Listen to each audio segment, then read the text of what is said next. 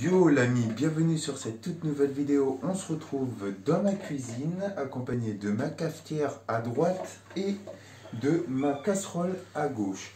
Je t'explique ce qui m'est arrivé à propos de ma cafetière. Elle était branchée et une chose qu'elle me faisait, c'est que j'avais tout plein d'eau ici. Heureusement que j'avais ça pour éviter que ça aille dans le micro-ondes. Elle fuyait à cet endroit-là. Après, ce n'est pas tout. La cafetière, il n'y avait plus le bruit de la pompe. Donc, une pompe HS. Et puis, au niveau du réchauffement d'eau, eh bien, ici, ça ne chauffait plus. Du coup, moi qui n'ai pas les moyens d'acheter une cafetière, à moins que ma curatelle elle me donne un bon dès demain matin, ou si elle ne me fait pas de bon, que je m'achète une cafetière dès demain. Ouais, j'en ai vu une qui me plaît beaucoup. Je te la mettrai en photo parce que j'en ai pris une.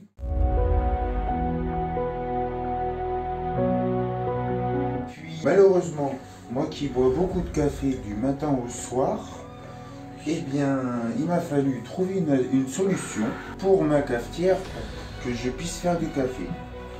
Du coup, avec la cafetière, tu peux te rapprocher un petit peu plus, Marie. Non, je suis bien où je suis là. Ça m'évite de faire un zoom. Du coup, pour la cafetière, l'ami, j'ai coupé le fil parce que ça servait à rien. Le récipient d'eau, je l'ai foutu à la poubelle. Du coup, moi, ce que je voulais, c'est, tu vois, tu as la cafetière, tu as la casserole ici que je vais rincer. Je vais mettre de l'eau à chauffer, à ébullir. Pas bouillante non plus. Donc ça, comme ça sera fait. Et après, je vais te montrer ce que j'ai fait sur ma cafetière pour pouvoir faire ce que je suis en train de faire. Pour faire mon café quand même. Donc là, je le mets à 6. Et là, sur ma cafetière, ce que j'ai fait.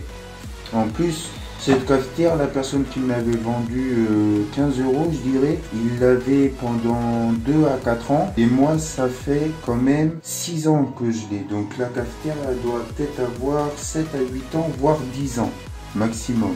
Et voilà, donc du coup, elle est morte de usage. Du coup, moi, le café, pour le faire, il m'a fallu faire une invention à base de ma cafetière. Ici, il y a un revêtement juste en dessus, en plastique, comme ceci. Et du coup, je l'ai cassé. Je l'ai cassé, voilà, pour que je puisse mettre mon filtre là-dedans. Mettre un filtre que je vais mettre de suite. C'est comme si que ma cafetière a fonctionné, sauf que la pompe, c'est moi. Je mets mon filtre comme ça. Et ça, c'est en attendant que je me rachète une cafetière. Si demain j'ai l'argent, c'est bien. Je mets 4 cuillères à café. Ouais, 4. Bah, c'est des grosses doses. Tu peux me montrer là. Comme ça. Ensuite, je referme le compartiment filtre. Là, c'est pas censé qu'on voit le marc à café comme ça, avec le filtre. Ensuite, ce que je fais, je prends mon récipient, mon bec verseur, j'enlève l'eau qu'il y a dedans et je le fous en dessous.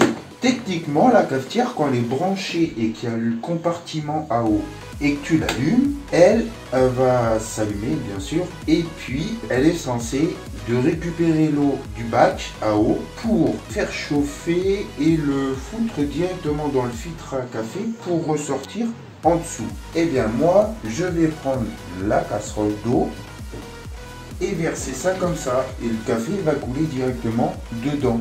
Je te montrerai un petit passage de quand l'eau elle sera en train de bouillir. Voilà.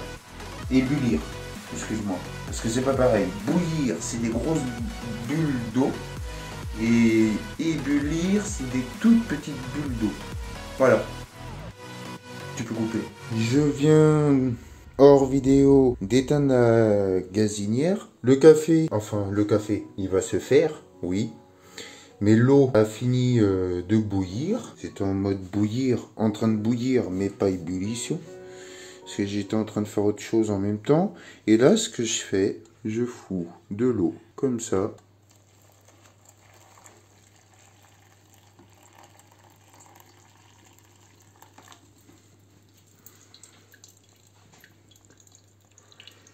Voilà.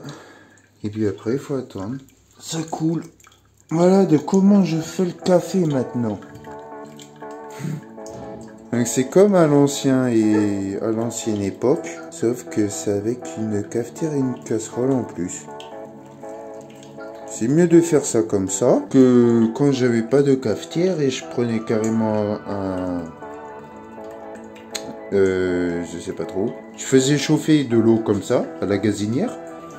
Et après, j'avais un compartiment comme un genre de grand récipient. Je mettais un chiffon blanc qui n'était pas troué et qui avait les filaments du tissu assez fermés pour éviter que le marc à café coule dans l'eau. Je mettais ça par-dessus mon récipient. Je mettais du marc à café par-dessus le chiffon. Je prenais mon eau et je transversais l'eau directement dessus. Et après, je nettoyais le chiffon.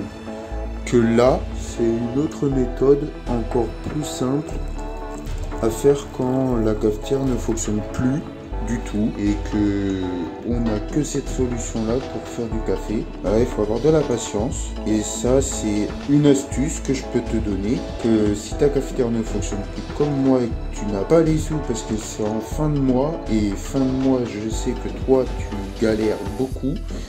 Et puis moi c'est parce que aussi j'ai pas assez d'argent dans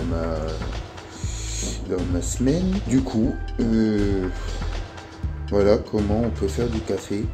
Il faut garder le bec versé en bas, le haut, et puis tu essayes de faire une ouverture dans ta cafetière pour pouvoir faire couler l'eau directement dans le filtre à café comme ceci. Et tu fais attention que ça déborde pas. Si ça déborde, après le marc à café il va aller dans l'eau. Voilà. Sur ce, l'ami, c'est la fin de cette vidéo. Si ça t'a bien été utile ou t'as bien aimé mon astuce pour faire du café malgré ta cafetière HS, lâche-moi ce plus beau pouce bleu de l'amour. Abonne-toi au retour à la chaîne. Et je te souhaite une agréable journée. A très bientôt pour une prochaine vidéo. Ciao!